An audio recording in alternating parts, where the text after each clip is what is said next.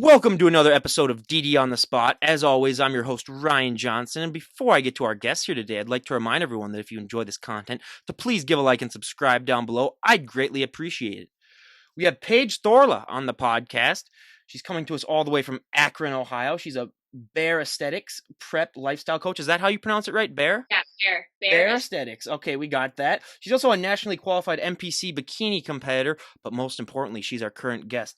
Paige, thank you so much for coming on the podcast. Thank you, Ryan. I'm excited. Well, the first thing I got to ask is how's the weather in Ohio today? So it's actually really nice. It's been raining, I guess, for 2 weeks. I was on vacation for some of it, which is great. But it's beautiful right now, like high 70s, sunny. Same thing here. I mean, I just had a guest this morning on from Texas, and that's just a whole different story. I could never deal with that heat. But before I depress everyone with heat stories, why don't you give us a little bit of a backstory on what really inspired and what really motivated you to make this change and become, a health and fit lifestyle coach and also just be in shape? So like everyone probably starts with, I was in sports in high school, middle school and high school. I played volleyball. Not good enough though to play in college. So went to college, kind of no expectations sports wise, and picked my major. I went as a pharmacy undergrad and quickly changed to a bio undergrad because I did not want to be a pharmacist. Became a vegetarian, turned into being a vegan, found nutrition as a major. So honestly, that's kind of what started me in this world. So sophomore year became a nutrition major. It was actually a Bachelor of Science in Dietetics. Finished in 5 years, was a vegan the whole time, so 5 years. And then in college, I did start lifting. That was kind of my exposure. So it was late in the game. I was like 23 when I really started actually lifting. And then after that one of my friends, actually, Taryn from college, she mentioned doing a bikini competition. And that was my first time hearing about it. She ended up getting pregnant and she has 3 amazing boys now and they're all so cute. So she never did one, but honestly, she kind of put it on the radar for me. Put it on the back burner. My other college friend, Melissa, was running half marathons at the time. And so really my love for fitness and training and having a goal for anything was half training. So, starting with a half, maybe thinking maybe a full at some point, but I ended up doing 4 halves in 1 year, which was so awesome and very hard. And I kind of fell in love with not only running with Melissa, because that was like a bonding time for us, but it's like alone time. And, I don't preach about like runner's high and, it changed my life necessarily, but it really is therapeutic when you find yourself waking up to an alarm and executing something like training, especially when it's long runs that take hours and hours of your time. So that's really what honestly running got me into where I am now. To sum it up, a lot kind of happened between college and moving to Cleveland and then moving back to Akron. And my brother is a football coach and worked out at this bodybuilding gym. And I started lifting kind of with him and at this gym. And based on kind of what had recently happened to me, it was kind of the owner of the gym had done bodybuilding and coached some people. And it was kind of like a, if not now, when sort of situation, like, let me do it, let me train, let me get on the stage and see how I like it. And that was 2015 was my first show. Wow, that's awesome. I mean, I just love hearing those stories, and you really need to find some different friends. If you're having one friend run a half marathon, the other one doing all that stuff, you have way too many active friends. I mean, have friends that you can just chill out with a little bit. Yeah, but honestly, they inspired me. It's so cool because really that my college was really like I was a vegan and I wasn't like a hippie, but I definitely was like sustainability and local food, and like my major was really me. And so, like I said, my whole like aesthetic changed after college, and I really owe it to kind of Melissa and Taryn to put those things on my radar. Yeah, and that's so awesome. Especially one of the things that I always love to preach is just to have that support system, because that can just be so helpful to people when it comes to their motivation and just being able to stick with it. But one of the questions that I love to ask is that if you were to walk into a gym with 100 people, there's always 100 different ways as to how those people got into shape. Whether it comes down to their diet, their nutrition, how many reps they do, what exercises they do. So many things add up to the overall package that people end up seeing. And I always say, if you were to walk up to someone and say, "What'd you train for this body part? It looks amazing." What works best for them doesn't work as good for you. Was that a struggle for you when you were getting started, sort of figuring out what worked best for you personally? Yeah, that's a great question and something awesome to point out every time, that doesn't work for there's no cookie cutter answer. So I, like many people, went on bodybuilding.com and just started with workouts, like, what does a training split look like? How do you know what body parts to lift on what days? How many days in between should you wait? Things like that. So, um, I mean, I was doing cookie cutter stuff. You just get a plan and you follow it. So it wasn't really until I started working out at that gym when I moved to Akron. It's not there anymore. Um, but it was called Unique Fitness. And the group of people there had a routine. So it was kind of cookie. We were all doing the same thing. But when you work out with other people and trainers in particular, or people who are watching you with form and just do certain workouts, kind of somewhat like a second eye, that is kind of what helped me dial it in and really appreciate weightlifting and learning good form and pushing new weight. So not necessarily like tailored to me at that time, but I think finding a trainer and having someone really pay attention to you as an individual and starting there and learning how to go through workouts and learning your body and changing weight every time, really pushing yourself. I think that's one of the best ways to start. Again, just having that extra added motivation and someone to guide you with it too, because we've had so many people who have started their journey by themselves, which I mean, a vast majority of people do, and it can be harder to keep your motivation up to still, want to go to the gym after a couple of weeks. But yeah, just that extra added motivation can really be the game changer. But one of the fun questions I love to ask, because everyone's genetics are different, so everyone always has that one body part when they get started in the gym that really, really takes off, that they don't have to train as much. And then everyone always has that one body part that just lags behind, that they just have to train to overdrive to get to catch up with everything else. I mean, I'll give mine first, but for me, my back, just because I had jobs all throughout college, of lifting and loading packages into trucks. So you either got a really good back or you quit. That's basically the two options that you basically had. So, but for me, I'm also 6'3", so my legs and my lower body are just shot. Where I mean, I have to train them into overdrive just to get them to look like they look like any semblance like I train. I mean, I know sometimes I still walk into the gym and they're like, "Oh, you train legs today or ever?" And I'm like, "Oh my god, I can't." I'm telling you, I train them. But what were those body parts for you when you were getting started? So I'm sure a lot of women say this, but arms and upper body always comes in first, and for me, legs is always the hardest to lean out. I still have leaning out to do. So I think it depends on your starting point. It depends on how you train. For me, it's always my legs. Just need to get a little bit leaner. I always got to say I hate calves too, because that's the one genetic thing where I mean it's 99. I don't have like calf envy or anything like that, but like that's the one thing where it's 99% genetics. Where if you see someone walking with nice calves and you're like, oh my god, you never lifted Right. them a day in your life, but they're just Right. Yeah. they're just like that. So yeah, that's definitely my biggest pet peeve. But one of the reasons why I specifically love to have bodybuilders on the podcast, and we talked about this before we started this, is because so many people don't understand the hard work and the dedication that bodybuilding requires in order for you to be successful in it. I mean, a lot of people just don't even understand. I always like to make the comparison where just to be able to get into shape to go on a prep takes so much hard work, determination, and dedication that 95% of the general public would not be able to just be able to get on into shape to be able to go on a prep. But then going on a prep, you are notching things up to an extreme level where, I mean, your diet has to be perfect. You have to get all of your workouts in. You just become so scientific with everything, with weighing your food, with doing everything just at the right amount of time. I mean, it really is just mind boggling for me to even think of. What was that experience like, going from pre-prep life to all of a sudden going on preps now, where you do have to basically change your entire life focus to have it be so scientific and so down to earth on that prep?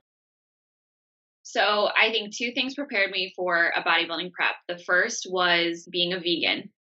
I was a vegan for 5 years, and just because I was doing the major didn't make it easy. So, I mean, to be a vegan and to really be a vegan and be aware of what's in your food when you eat out and looking at ingredients in the grocery store way more than other people do, it's just very tedious. And that kind of prepared me. It was kind of like, okay, well, I want to do this. This is going to be part of me. This is a decision that I made. So I'm going to take the extra time in the grocery store. I'm going to look menus up. I'm not going to be afraid to ask servers at restaurants things. So that prepared me for the tediousness of it.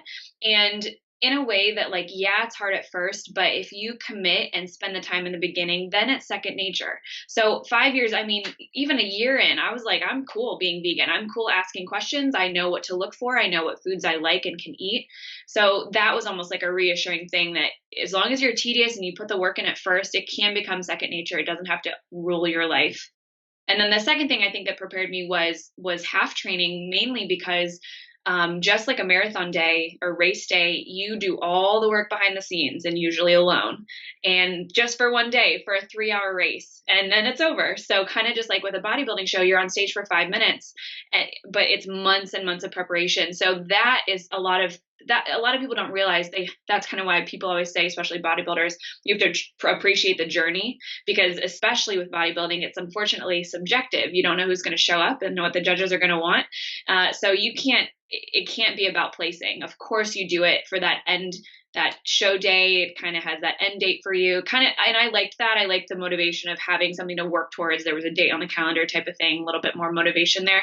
But I knew that you had to kind of appreciate the journey, and I did from marathon training. I was not competitive for running, and that's not what it was about for me.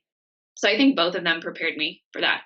And that's also so important too, because a lot of people, they let their placement kind of determine their self-worth a lot of times, especially in the beginning, where if they don't, place first, or if they don't place in the top five, then they're just like, oh, maybe I'm just not worth it. So that's just so important too. But before we continue, I have to ask, because every time we have a vegan on, there is still always that myth of, oh, well, how do they even get their protein in if they don't eat meats? Like, how is that about? So we're gonna debunk this real quick. Okay. What are protein sources that vegans get that a lot of people wouldn't understand, because they still have that myth that all protein is basically meats?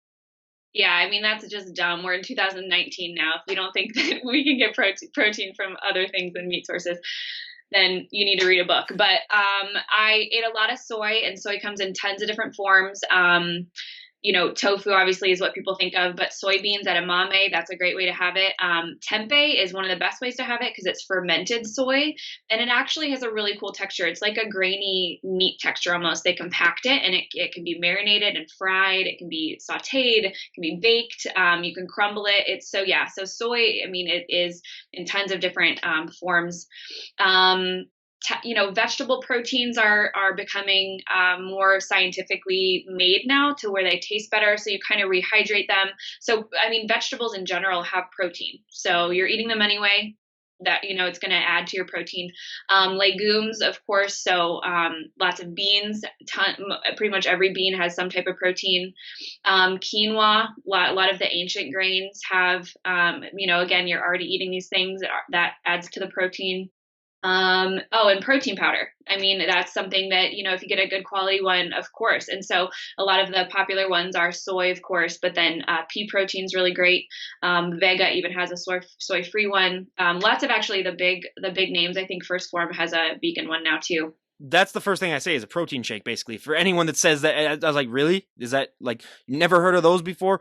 But Right. yeah, that's one thing that I always love to debunk. And another myth that I talked about before, since we're on the myth debunking part, is, it's gotten better the last 5 years due to Instagram. And, I'm thankful for that, but there's still a significant amount of women that still have that fear where if they walk into the gym, they do one bicep curl, they do one push up or pull up, they're just going to put on 50 pounds of muscle overnight.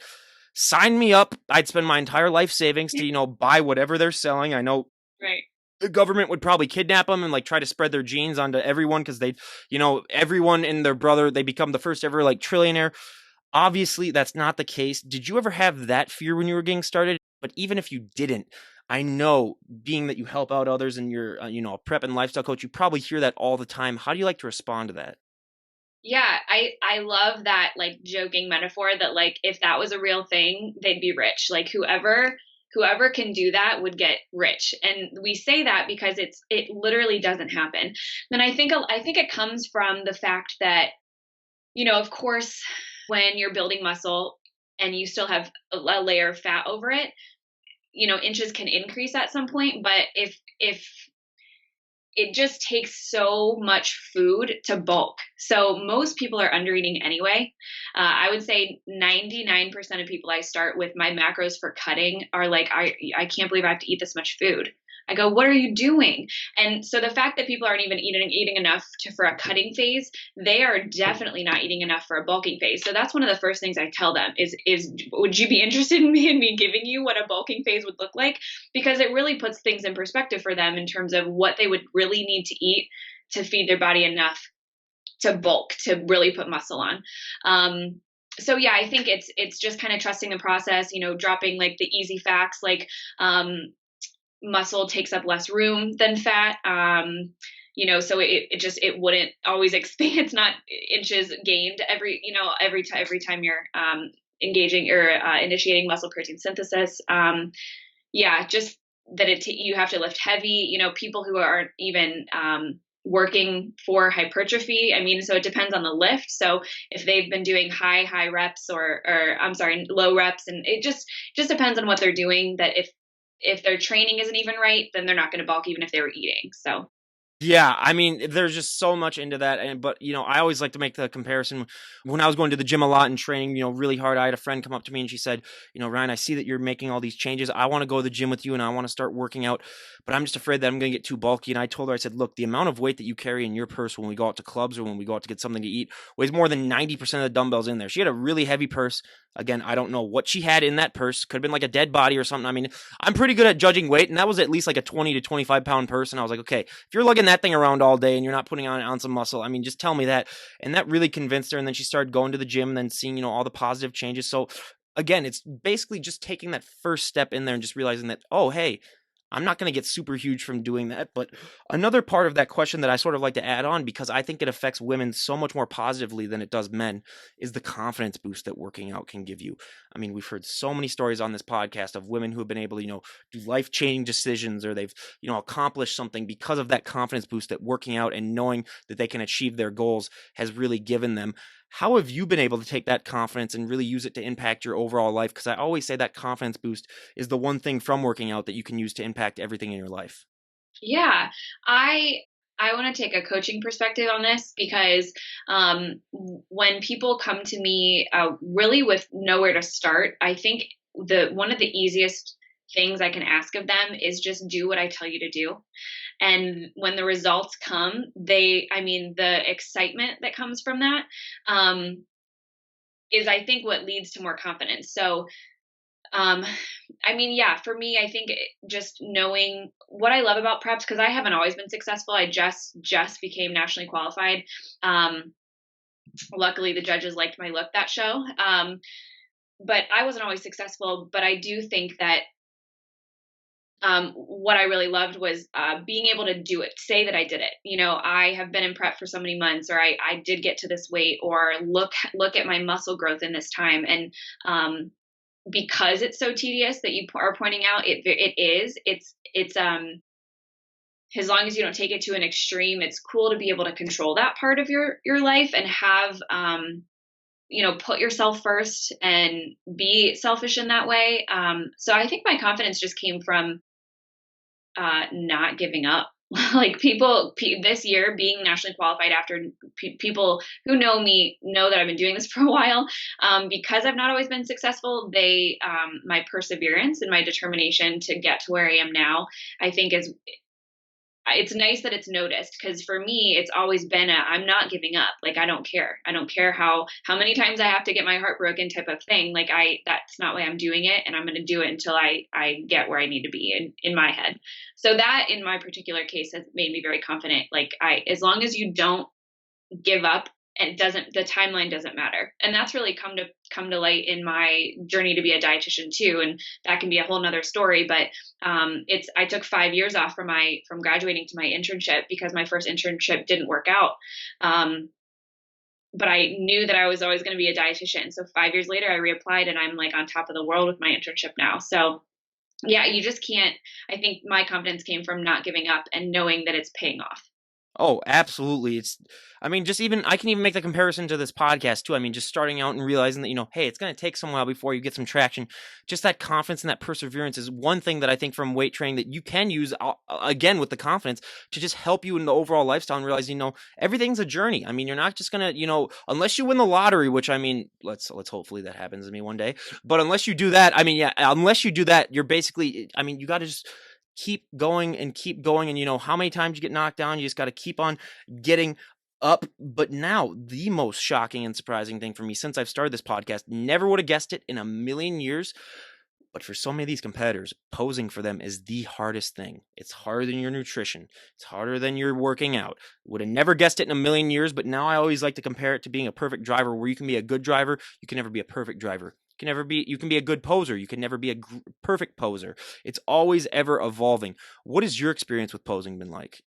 Yeah. So, I mean, talking about being a bodybuilder and doing competitions, posing is right up there with as important. It's as important as your physique. And I really think that it's taken me this long to get really good at my posing. And that helped me win my class, honestly, was my posing. And I think one of the hardest things is, you hear this all the time, but it's the girls that you are watching for technique make it look so easy, and it's just you're just not used to it at first. So what I always tell my girls is, you know, one, it's muscle memory. So when you learn something and hit a pose exactly, you've got to practice it, because your brain doesn't really move that way. Your body doesn't want to stay in those poses and elegantly move from pose to pose, because it's they're actually not natural. And it's very individualized because everyone's physique looks different. So if you need to hit your side pose a little bit differently because your midsection is different than somebody else's, you need to learn that in you and how it looks on you by looking at the mirror, taking videos, and hit that every time and make it look elegant. So I think the hardest thing is just getting used to the basic poses, because luckily there are basics that you can refer to. So you're practicing the same thing, and then you can tweak it. And it's really just making it, practicing it enough that it's muscle memory, because once it is, then the transitions and the elegance and the personality can come out.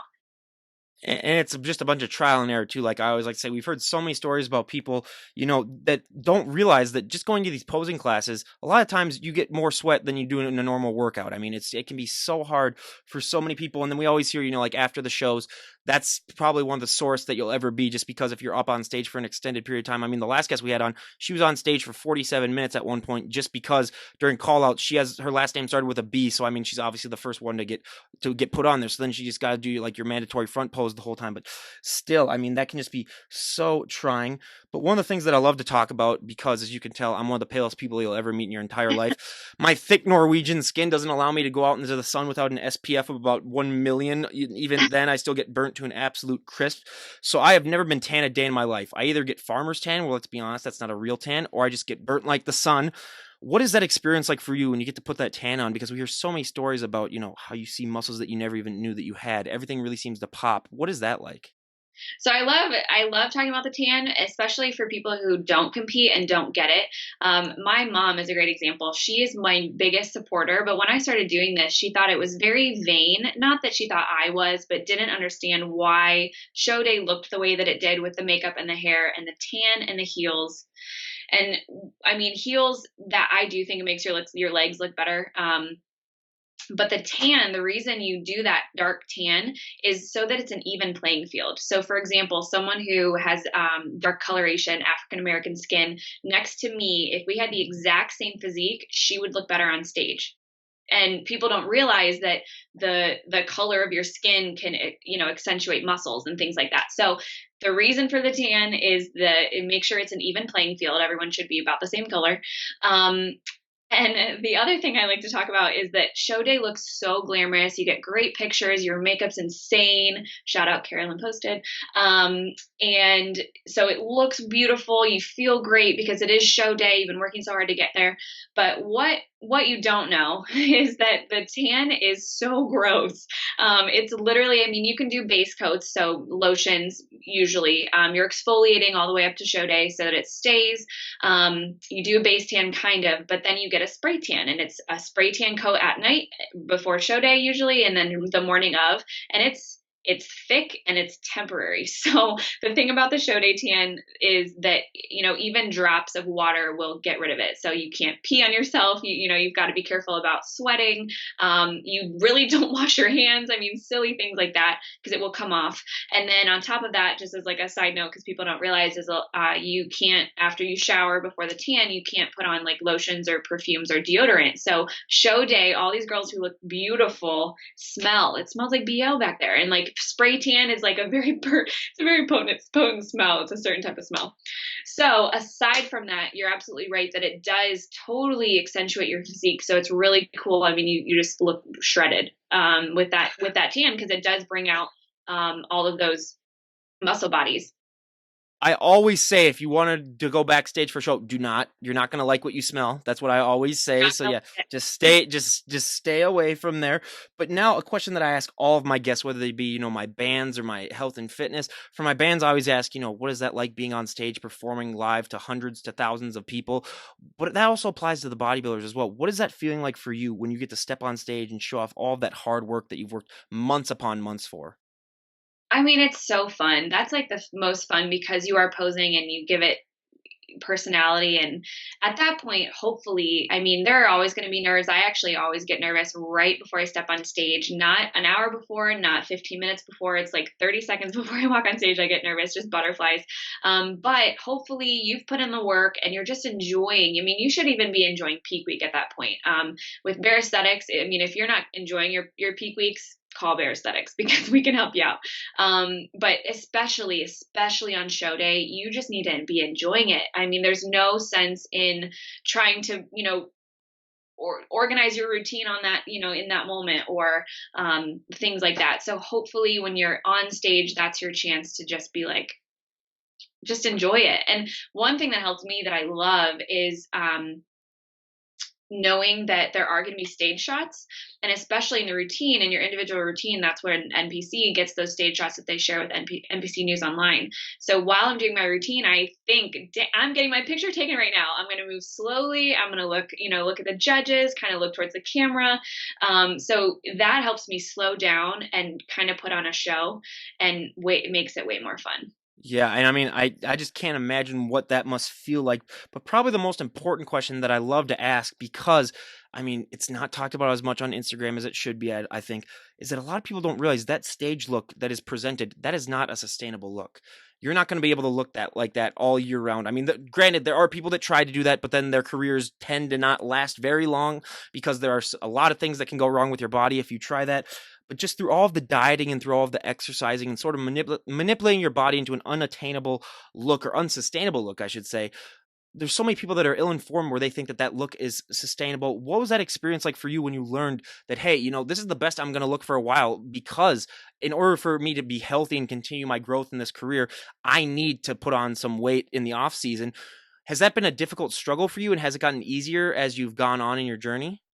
Yeah, I mean, yeah, it's definitely something for especially new competitors to realize, that you're going to get to a place where you're going to start getting compliments, things are going to be noticed. Unfortunately, people like to point out with you're looking so good when you look shredded. So you're going to get more attention. And it's not negative. I mean, they can be acknowledging your hard work, but I've heard pros say one of the hardest things is people stop saying, "Oh, when's your show?" or "Oh man, you look great," or "I've been watching you for a long time."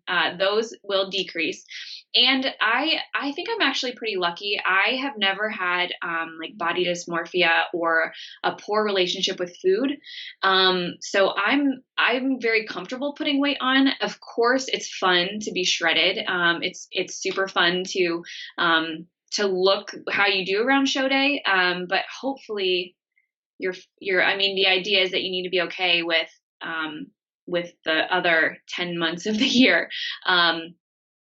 But I think a lot of people who do the first shows they do, if they are not getting proper coaching, if they're not prepping correctly, that's where rebounding and a lot of weight is put on quickly after shows. And that's the most detrimental. It can be prevented. So it's not that you're going to drop, 20 pounds quickly and then it should be normal that you're going to put the 20 pounds back on very quickly. I mean, it should be done in a way that things do happen slowly. So I think what the worst part about gaining that weight is when they're cutting water, because it's going to come right back. When they're so low carb to an unnecessary point, because when you add it back in, you're going to weight is going to come back, because your body likes carbs, and water follows glucose.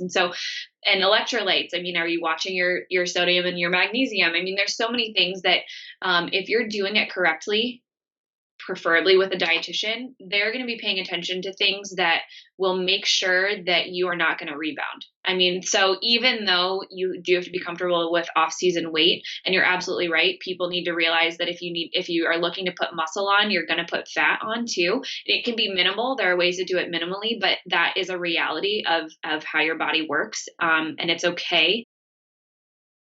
But I do also think that some people just do it wrong. So it should be a manageable amount of weight to the point where it's easier to be more comfortable with.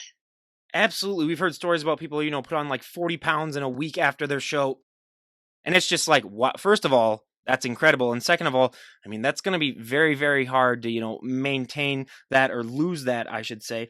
And But hard on your body. oh, absolutely, 100%. Yeah, people just don't seem to realize that, but yeah, it's just so important too, like you said, to just I always say it's sort of like starting a business. You got to spend money to make money. You got to put on weight if you want to put on muscle. I mean, it's just one thing that has to happen. But at what point in your journey did you decide that you wanted to help out others? How long into your journey before you said, like, hey, maybe being like a prep lifestyle coach and helping people out, that seems like something I would want to do? So, I mean, being a dietitian, a lot of it is you're a counselor. My mom was a high school counselor for most of my life. So I kind of think I get that gene from her. I have also been in and out of therapy and seeing a counselor, and I'm so open to it. It's helped me a lot. So it's been a part of my life. I think that helps me.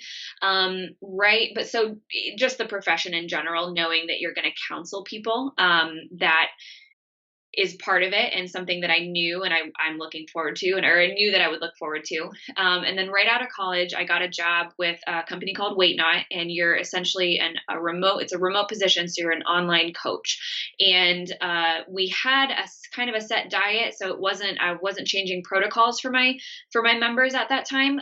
The job was really making sure that they were able to follow the diet. So it really turned into this job of helping people fit it into their lifestyles. How can I mean, everyone was kind of doing the same thing, which is, an issue in itself, but it was okay. I mean, it was, my job was to help them stick to what they had paid for. And so, if it's a matter of what's going on in your personal life, how does this fit into your job, your commute, your emotional eating? I mean, there are so many things that play into diet and nutrition and health in general, that I did that for 2.5 years, and it was wonderful. That was my favorite thing, was coaching these people through making this lifestyle changes. How can you stay on track?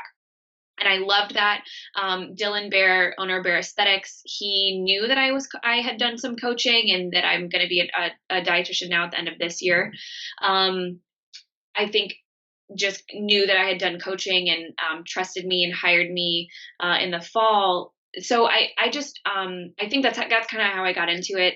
The job was a wonderful job at the time, and so happy to be working with Dylan now, because I get to kind of do that bodybuilding niche with some prep clients and then lifestyle clients too. That's so cool. And I always love to ask too, because when we look on Instagram, we see all these transformation stories and photos, but it's of the clients. We don't get to see what it's like for the trainers and the people that guide them with. So what is that feeling like for you, knowing that you have helped people change their lives and just seeing the smile and the joy and the confidence, like we talked about before, that really they get from doing this? Does that just make everything worthwhile for you? Yes, and I'm so emotional, so I'm going to get emotional even just thinking about it. But some of my clients, I mean, the coolest things are things when you hear like, I love to hike and I haven't been able to climb the mountains that I want to climb. And you get text messages like, look at where I am, or like, look, he listened to what I just did, you're changing my life. And it's not just like, oh, I have abs, you're changing my life. It's like I'm doing what I've always wanted to do. Yeah, I mean, I think when it's when you hear how much it means to people, and that it's not about how they look, that's why lifestyle is really cool, because they really just want to feel better. And whenever someone, especially who's never competed before, and starts talking about, I I owe this to myself. I want to get in the best shape of my life. I'm going to do a show. It's my goal. I'm ready to lose this weight, to look better. I'm doing it for me. I want them to take a step back and remember that it's not about how you look. So let's prep you for a show and let's get you more confident. But I want you to think of it as you're changing your relationship with food and you're doing it scientifically. I'm going to teach you about macros and how you can eventually intuitively eat. And, less about, I'm going to do this to look hot in a bikini. It can't be about that. I get if you gain an unhealthy amount of weight and you are uncomfortable in your skin, sure, it's okay to say that and admit that. But making sure that the people that I coach, their main priority is that they want to learn nutrition. They want to learn the science behind nutrition so that can follow them throughout the rest of their life. They can teach their kids that. But that it's just a better relationship with food. And if a bikini competition comes out of that, awesome. If if you feel better about how you look, awesome. But what I love is just that when my clients talk about how they are more confident or they feel better or they're sleeping better or they're lifting more weight. I love hearing when people are hitting PRs, especially even in prep. This one a couple girls actually who text me every time they hit a PR, and sometimes it's every week. It's so cool. I mean, that's what it's really about. And that's just so awesome that you're able to have a job where you can really impact people's lives like that. I think everyone should strive for some sort of a job like that where you can just really have that feeling of, that you're doing good and you're really just benefiting others. But what would be one thing if someone were to walk up to you and say, Paige, we made the decision. You can change one thing about the sport of bodybuilding. Well, I'll make it a two-part question. First of all, you can change one thing about the sport of bodybuilding. Second of all, you can change one thing about the health and fitness lifestyle. What would be one thing that you would like to see changed? Boy, oh,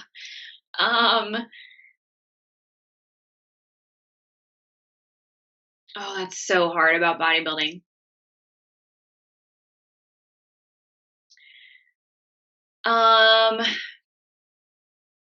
I honestly, there's so many things about the sport.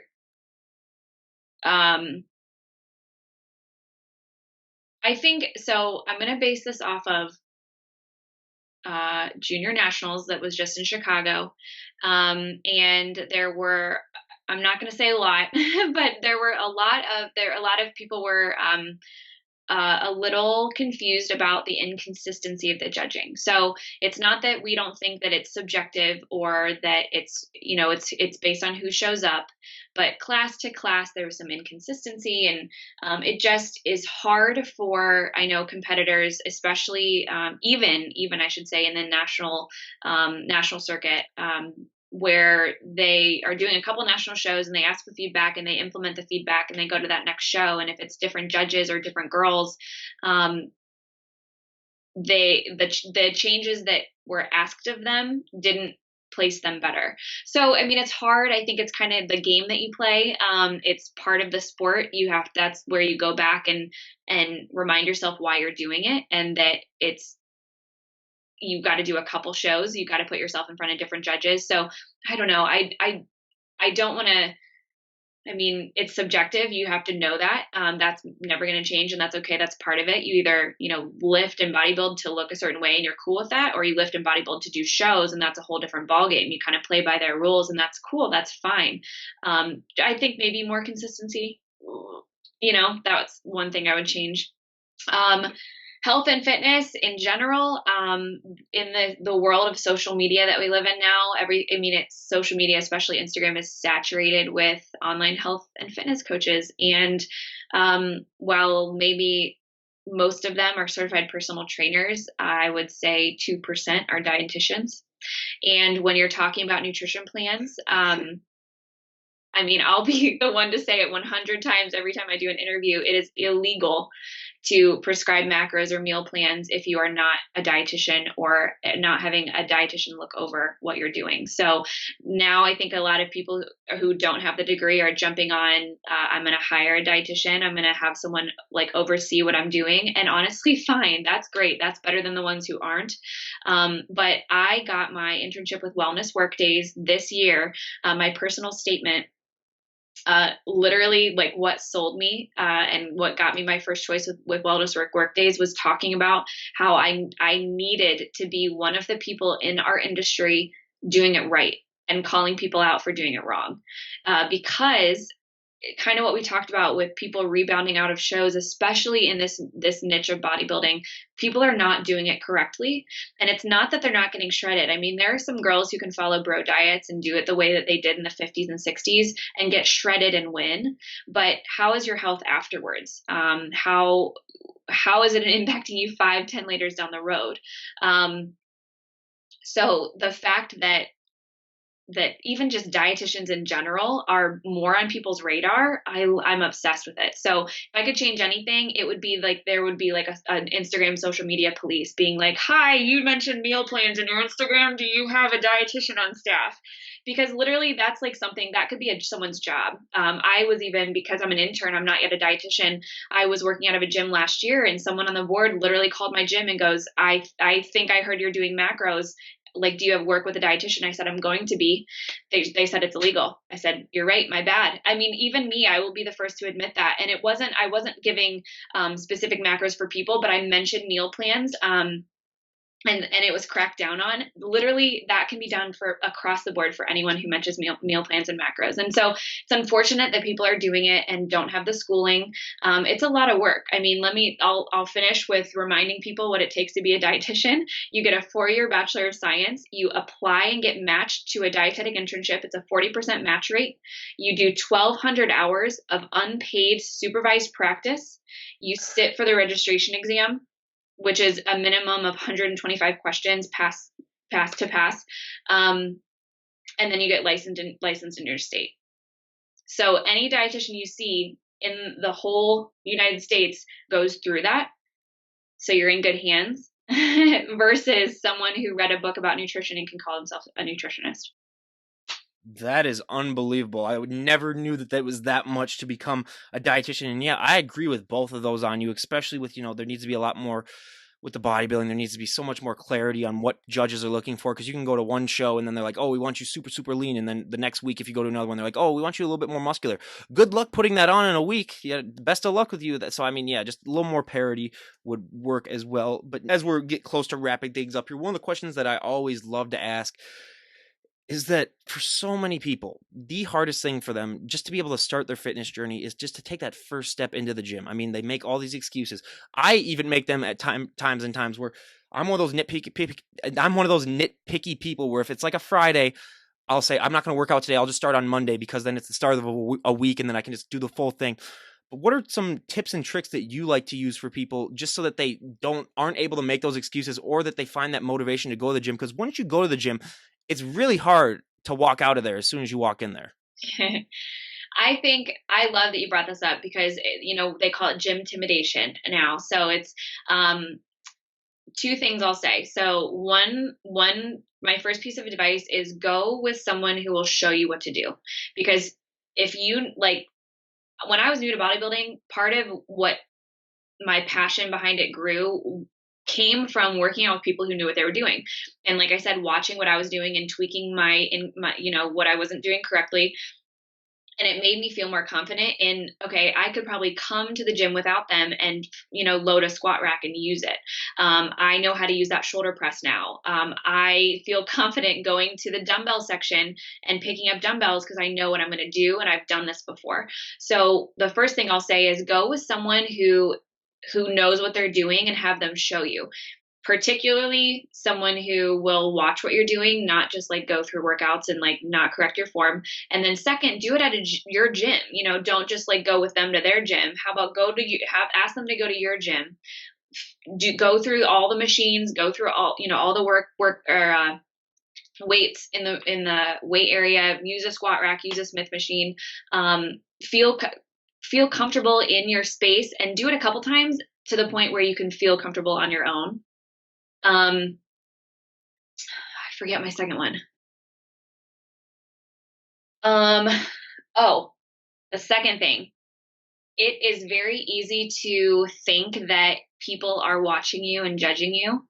I guarantee they're not. If you're minding your own business, yes, you see sometimes on Instagram, there are videos of crazy, oh, look at this guy doing the wrong thing.